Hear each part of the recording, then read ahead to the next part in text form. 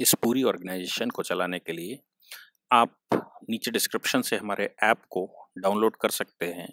जिससे कि law students को, लॉयर्स को और आम आदमी जो लॉ जानना चाहता है वो पेड प्लस फ्री क्लासेस का लाभ ले सकता है। नमस्ते दावत सले मातृभूमि। आज हम लोग चर्चा करने वाले हैं जस्टिन ट्रूडो पर। जस्टिन ट्रूडो जो कनाडा के प्राइम मिनिस्टर हैं और वो भारतीय विरोधी गतिविधियों के लिए जाने जाते हैं। जस्टिन ट्रूडो ने भारतीय किसानों का चल रहा आंदोलन जो दिल्ली के बॉर्डर पर इस समय रुका हुआ है, उस पर अपनी टिप्पणी करके ये साबित करने की कोशिश की है कि जो इस समय का फार्मर आंदोलन चल रहा है या किसानों का आंदोलन चल रहा है वो देश में किसान आंदोलन नहीं है, बल्कि वो सेपरेटिस्ट आंदोलन की तरह आगे बढ़ रहा है। और जस्टिन ट्रूडो का स्टेटमेंट जो हमेशा सेपरेटिस्टों के, खासतौर से सिख सेपरेटिस्टों के साथ खड़े रहते हैं, अटवाल जैसे लोगों के साथ वो खड़े हुए हैं जिन्होंने पंजाब के एक मिनिस्टर की हत्या कर दी थी वैंकूवर में, उनके साथ खड़े होते वो दिखाई देते हैं हमेशा से। इसलिए वो कनाडा में इस तरह के स्टेटमेंट देते रहते हैं। कनाडा में एक कॉन्फ्रेंस को आयोजित करते हुए उन्होंने कल एक स्टेटमेंट दिया था और उस स्टेटमेंट में कहा था कि हम पीसफुल प्रोटेस्ट पर विश्वास करते हैं और मैं भारत सरकार से ये बात करना चाहता हूँ या आग्रह करना चाहता हूँ कि किसानों की बात सुनी जाए। सवाल ये पैदा होता है कि आखिर जस्टिन ट्रूडो चाहते क्या हैं। जस्टिन ट्रूडो कनाडा के प्राइम मिनिस्टर हैं और कनाडा जैसा बड़ा देश जिसके साथ भारत का स्वाभाविक अलायंस बनता था, उसके साथ प्राइम मिनिस्टर मोदी का ऐसा दुर्व्यवहार होते हुए भी ट्रूडो अगर ऐसा स्टेटमेंट देते हैं, इन परिस्थितियों में जब 2018 के फरवरी में ट्रूडो की भारत विजिट हुई थी और भारत में उनकी इंटरनेशनल बेइज्जती हुई थी, मुझे नहीं लगता कि इतनी इंटरनेशनल बेइज्जती किसी भी बड़े कंट्री की भारत में इससे पहले हुई होगी। ऐसी परिस्थितियों में केवल एक कंट्री पाकिस्तान के विषय में ऐसा कहा जाता है, उसको भी भारत का एक सामूहिक फार्मूला है, एक एंशिएंट फार्मूला है। उस फार्मूले के अनुसार भारत में आने वाला आगंतुक, या मैं कहूं कि जो दरबार पर आता है उसको ईश्वर समान मानते हैं। तो मेहमान ईश्वर समान होता है और मेहमान को ईश्वर समान मानने वाले भारत में ट्रूडो की जिस प्रकार इंटरनेशनल बेइज्जती 2018 में हुई थी, जिसकी वजह से उनको बाद में माफ़ी मांगनी पड़ी थी और उनके माफ़ी मांगने के बाद ही नरेंद्र मोदी ने उनको रिस्पॉन्स दिया था। अदरवाइज मोदी सरकार ने एक हफ्ता उनके विजिट के बावजूद पूरे देश में वो घूमते रहे। तो उत्तर प्रदेश में योगी जी की सरकार थी और वो ताजमहल घूमने आए, तो ताजमहल घूमते समय भी उत्तर प्रदेश के मुख्यमंत्री ने उनको वेलकम नहीं किया, उत्तर प्रदेश के किसी मिनिस्टर ने उनको वेलकम नहीं किया। आगरा जनपद के जो डिस्ट्रिक्ट ऑफिसर्स हैं उन्होंने उनका वेलकम किया। क्योंकि आगंतुकों को हम सब जानते हैं कि भारत में जो आगंतुक होते हैं उनकी हम बहुत ज़्यादा बेइज्जती नहीं करते, लेकिन अगर इंटरनेशनल सिनेरियो को माने, मोदी जी के वेलकम करने के तरीके को माने और विश्व के बड़े लीडर्स के साथ मोदी जी की दोस्ती के तरीके को माने, दोस्ती करने के अंदाज को अगर स्वीकार करें, उनकी जादू की झप्पी को अगर देखें, तो कनाडा के प्राइम मिनिस्टर का भारत में विजिट के समय ऐसी कोई झप्पी नहीं दी। और जब वो प्लेन से दिल्ली में आए तो उनको रिसीव करने के लिए एक जूनियर लेवल के एग्रीकल्चर मिनिस्टर को भेजा गया। ना ही विदेश मंत्री गए, ना डिफेंस मिनिस्टर गए, ना ही भारत के होम मिनिस्टर गए, और प्राइम मिनिस्टर के जाने का तो सवाल ही नहीं पैदा होता। जबकि सामान्यतः ऐसा होता है कि विश्व के कोई भी लीडर अगर दिल्ली में कदम रखता है तो भारत के प्रधानमंत्री स्वयं उसको हक करते हैं और उसको आउट ऑफ द वे लेकर आते हैं। क्योंकि भारत की जो वेलकम करने की परंपरा है, भारत में आगंतुकों का स्वागत करने की जो परंपरा है और मेहमान को देवता स्वरूप मानने की परंपरा है, उसको ध्यान में रखते हुए मोदी जी इस प्रकार का व्यवहार करते रहे हैं। चाहे वो डोनाल्ड ट्रंप आए हों, चाहे वो ओबामा आए हों, चाहे वो पुतिन आए हों, या फिर वो मैक्रोन भारत में विजिट करने के लिए आए हों, सबको मोदी जी ने एयरपोर्ट पर रिसीव किया और उनके गले लगे। लेकिन जस्टिन ट्रूडो को किसी भी प्रकार से भारत के किसी भी अच्छे बड़े मिनिस्टर, जो बड़ी मिनिस्ट्रियां कही जाती, कैबिनेट लेवल के मिनिस्टर्स होते हैं, उन्होंने स्वागत नहीं किया। उसका मुख्य कारण यह है कि जस्टिन ट्रूडो कनाडा में सिख कम्युनिटी, जो वो कम्युनिटी जो भारत में भारत विरोधी गतिविधियों में इन्वॉल्व रहती है और खालिस्तान का स्वप्न देखती है। भारत में जब 84-85 के दंगे हुए तो उस समय 86 में मिस्टर अटावले ने भी वैंकूवर में भारत के एक मिनिस्टर की,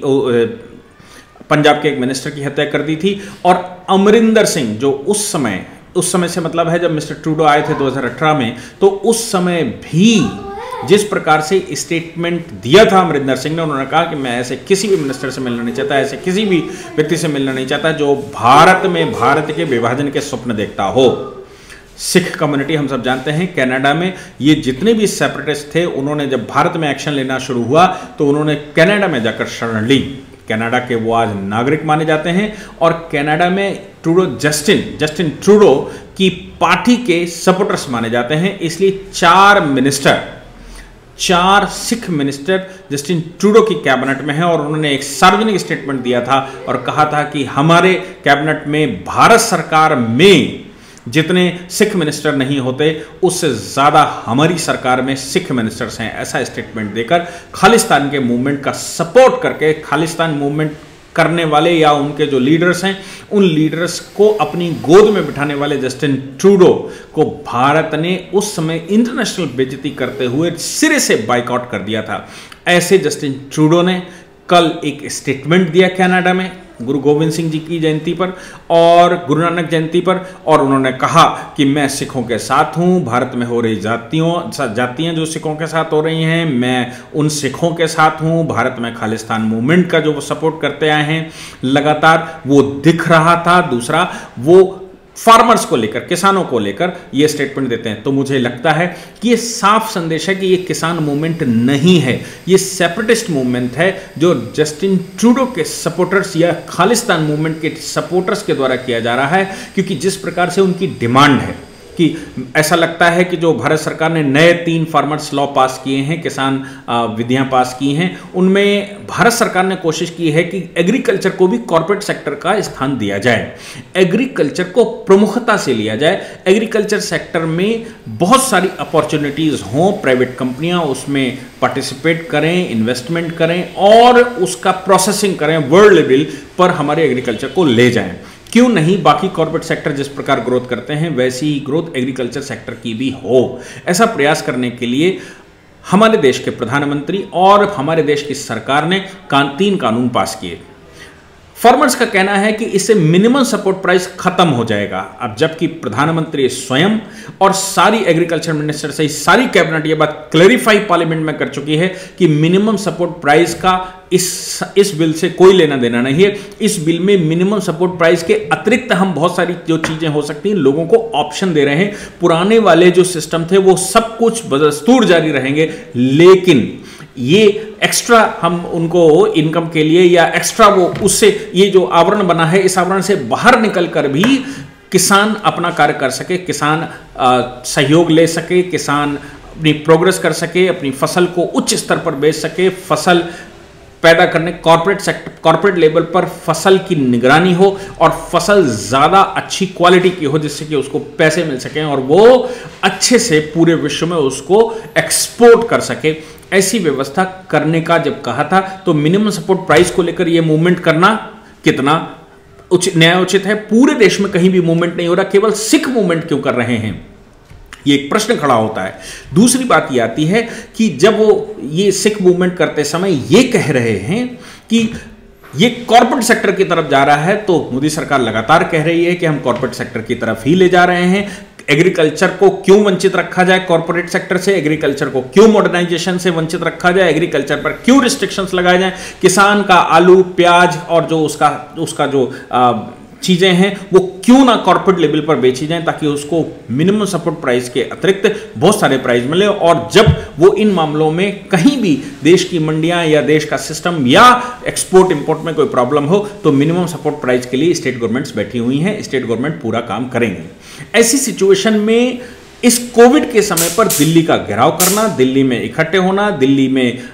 इस तरह से आतंक मचाना, हालांकि होम मिनिस्टर ने बात करने के लिए उनको बुलाया है, एग्रीकल्चर मिनिस्टर उनसे खुले में वार्ता करना चाहते हैं। आज उनकी वार्ता का समय भी है। ऐसे समय में जस्टिन ट्रूडो का स्टेटमेंट मुझे लगता है कि ये सिद्ध कर रहा है कि ये किसान एक्चुअली किसान नहीं हैं, ये खालिस्तान मूवमेंट के लोग हैं जो खालिस्तान के रास्ते खोलने के लिए आगे से आगे बढ़े हुए हैं। जस्टिन ट्रूडो के इस स्टेटमेंट को भारत ने सिरे से खारिज किया और सिरे से खारिज करते हुए ये कहा कि आप अपनी मद में रहिए, आपको हमारे अंदर क्या, हमारे देश में क्या चल रहा है, भारत की सॉवरेनिटी के अंदर क्या चल रहा है, किसी को भी अनुमति नहीं दे सकता भारत। आपको याद होगा कि जब जस्टिन ट्रूडो से 7 दिनों के बाद जब उन्होंने कहा कि मैं एक अक्षुण्ण भारत देखना चाहता हूं, ऐसा उनके स्टेटमेंट के बाद ही और जो सेपरेटिस्ट के साथ वो डिनर भारत में करना चाहते थे, उन डिनर को कैंसिल कर जब किया गया,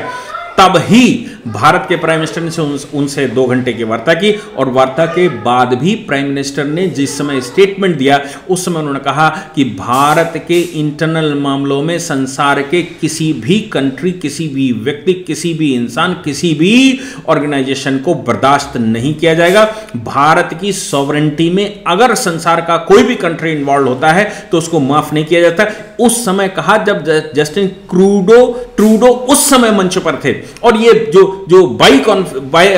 बायलेटरल टॉक के बाद की संयुक्त प्रेस कॉन्फ्रेंस होती है, उस समय ट्रूडो को मैसेज देते हुए नरेंद्र मोदी ने मंच पर उनको धोया था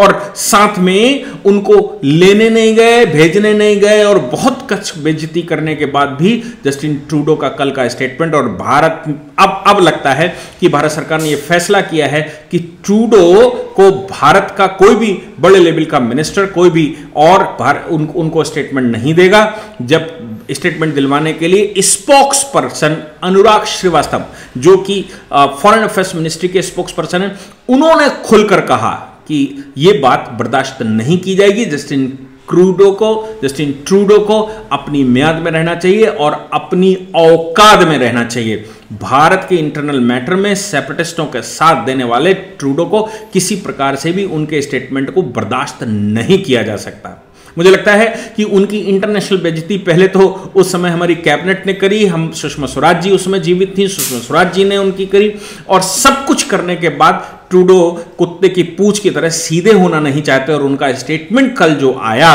वो ये सिद्ध करता है कि सेपरेटिस्टों के साथ खड़े हैं और ये जो किसान आंदोलन है ये भी सेपरेटिस्टों का ही आंदोलन है, ना कि एक किसानों का आंदोलन। इसलिए जस्टिन ट्रूडो को जो स्टेटमेंट दिया अनुराग श्रीवास्तव ने, मुझे लगता है और कड़ाई से देना चाहिए और कनाडा को यह बताना चाहिए कि तुम्हारी औकात क्या है, तुम भारत के इंटरनल मामलों में बात करने की हैसियत रखते हो या नहीं रखते। मैं आपको बता दूं कि कनाडा में जिस समय जस्टिन ट्रूडो ने भारत में ये बिहेव किया था 2018 में, उसके बाद कनाडा की डिप्लोमेसी ने उनको क्रिटिसाइज किया था। उन्होंने अपनी कॉन्स्टिट्यूएंसी में भी अपनी हैसियत को कम करवाया था, अपनी वैल्यूज को कम करवाया था और वहां उनको क्रिटिसाइजेशन का सामना करना पड़ा था कि दूसरे कंट्रियों के मामले में आपको बोलने का अधिकार किसने दिया और कैसे दिया। कैनेडियन पीपल अपोजिशन पार्टियों ने जस्टिन ट्रूडो को खुलकर क्रिटिसाइज किया था। इतना सब कुछ होने के बावजूद ट्रूडो सुधरते नहीं दिखाई दे रहे हैं। इसलिए अब मुझे लगता है कि भारत देश के प्रत्येक व्यक्ति का जिम्मेदारी बनती है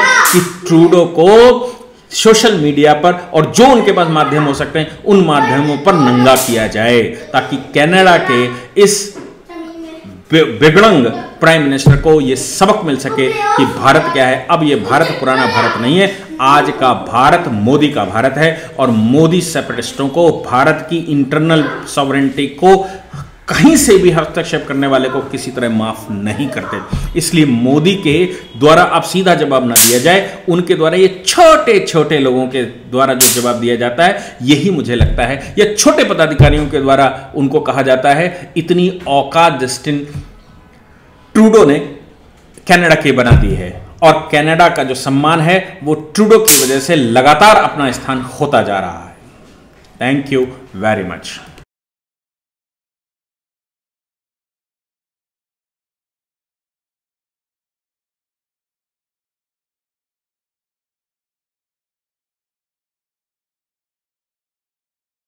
यदि आप लॉ पढ़ना चाहते हैं तो कहीं और क्यों जाना,